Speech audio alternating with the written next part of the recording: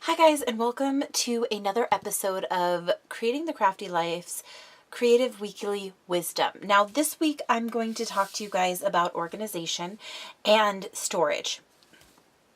So not necessarily storage, but organization. I don't know about you guys, but I love collecting inks, and primarily my collection consists of distress inks in both the original distress ink and then also now the oxide ink, and not all the colors have been released, but let's just put those anywhere, right guys? But I am working on the collection of them. So there's that. I also have, and what inspired this is, I have a lot of the close to my heart inks that I have not swatched. So there's a couple of different ways that you can go about this. Now some companies like Ranger and Tim Holtz, and I think Stampin' Up! Puts out one. Anyway, there are a lot of different companies that have inks that actually have the ink charts. So what I did is I've printed out a couple of them. Now I actually have a completed distress ink chart. However, I can't locate it. So that doesn't do me any good, right? So Tim Holtz and Ranger, they have released the full distress ink, and then they're releasing the oxide distress. Now, I'm not probably going to do my distress oxide until they've released them all, because Tim has said they're going to release them all. But I'll kind of show you a few things. So there's charts, and then some people like to use the little rings and punch out tags and put the ink on the tags and label those. The first thing that you want to take into consideration when you're swatching your inks is the papers that you use the most. Now this is important because different papers are going to react differently to your inks. In my case, I use a lot of, when I'm stamping on white paper, I use a lot of the Tim Holtz, oh my goodness. I use a lot of the Recollection 65-pound cardstock. I also use their 110, but I don't generally stamp on it. It's usually just the 65-pound. And then I also do a lot of stamping and coloring and things like that on, this is the Copic Express It paper. And you guys can, oh geez, there's such a shadow. I'm sorry about that, guys. Can you guys see the difference between the two? Like, this is a bright white, and then this next to it looks more like an eggshell. But it's not. It's actually, it's white. See? But then when you put it next to the bright white, it takes on a yellow tint. So there's that to take into consideration. So whatever you're going to swatch on, you should swatch on the paper that you use the most for your stamping. So that's tip number one. Tip number two is you should probably keep all of your swatches in the same spot. And right now, the only ink swatching I can find is my marker swatch. So there's that. So I need to clean up this horrendous mess. Okay. So like I was saying, there's charts, and then there is the tag style. So because I have a chart, I am going to swatch on the chart for my distress inks, and for my close to my heart inks, I'm going to be stamping on the tags, because I did a quick Google search, and then I went on Pinterest, and I could not find a blank color chart for close to my heart. You can make your own, and basically you would just go into any program and you would create a grid like this, and then you can type in each of the different blocks. So they're actually really simple to make. It's just taking the time to do that. And so I need to take the time, but I actually think that I will like the inks swatching on the tags better for those. The other thing you want to look at when you're doing this is the stamps that you're going to be swatching with. You want a full, or a solid stamp is really what I meant. So you want to have a solid stamp. What I am going to do for my Distress inks, I'm going to check the size on this one. I have a couple of them. I was thinking this flower, or I was thinking this heart, because they're both really solid images. So this one, it fits okay. It mostly fits. I'm just worried that if I get stamping all crazy, it's going to then not work for me. And then I have this stamp right here as well. And that's not a bad size. I just, when I'm stamping, I want to make sure that I get enough of the color swatch. Okay, I'm going to actually use the heart, because the heart is not quite as big, although it's not the end of the world, but I feel like there's less of a chance of me getting all willy-nilly with it and stamping off and then messing up my entire chart. So I'm going to show you this just really quickly. So what the other thing is, you're going to need a block. Now this block, I could do just my little 1x1, and that's going to work out just fine.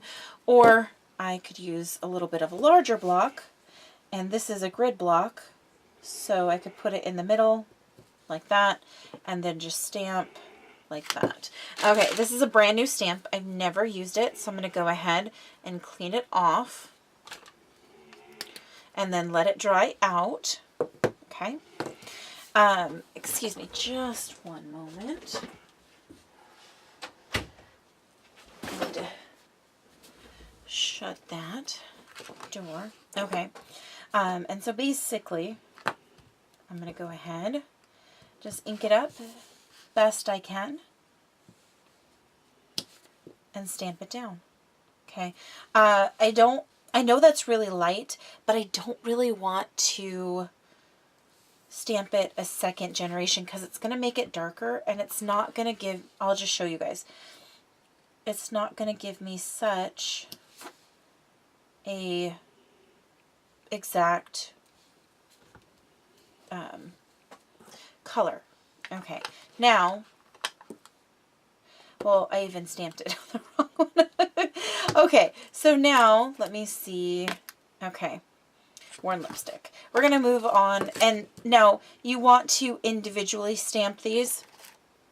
So you know, you'd want to do all the distress inks, but I want to show you on this one. So this is worn lipstick. Okay. And this one is a little easier for me to see if I'm inking it up fully. Take it, stamp it. Just let it sit there for just a moment. And let it sit. Now that's going to dry back a little bit. I'm just going to clean it off with the baby wipe, and we'll be good to go. Let me grab the actual spun sugar, and I'll just kind of show you. Actually, where is it? Worn lipstick is right here.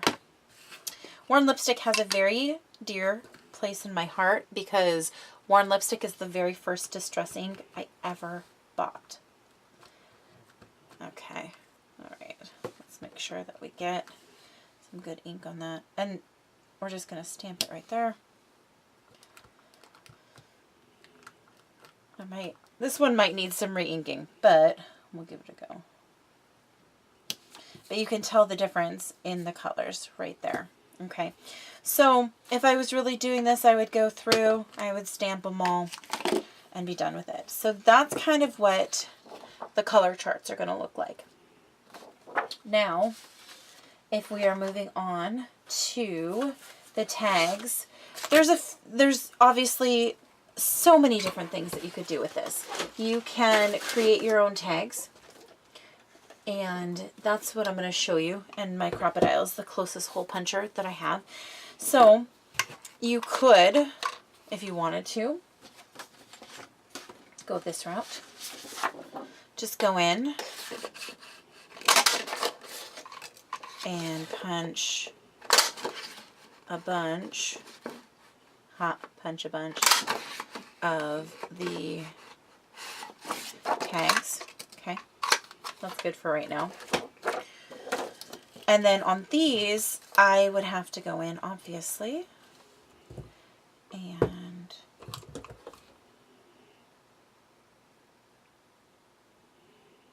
doesn't have to be exact. Punch this, and then once I was done swatching, go ahead and put them through there. Or I do have this die. It's a little bit larger, and it's great. Okay. But what I'm going to do is I'm going to show you guys a couple of different things that you can do with the tags. And because I'm going to be,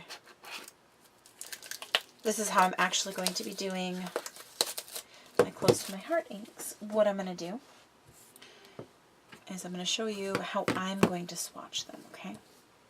So first, I want to go ahead, oops,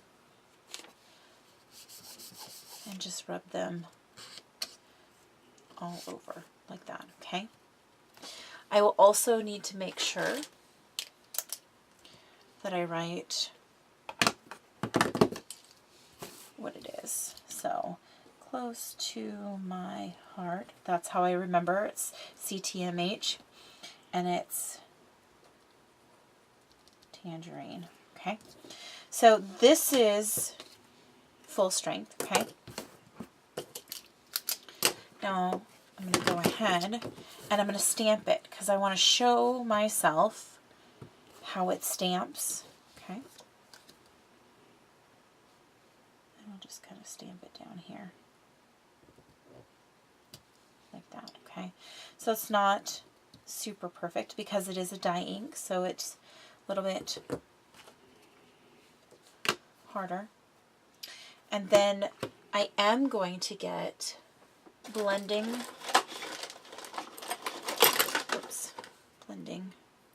pads for each of them.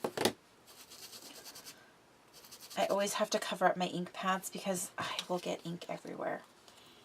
And I just want to ink the edges, okay? Because I want to show myself what it looks like while it's inked, okay? So when I get them all done, I'm going to have this ring, and all of them are going to have a swatch, a large swatch like this.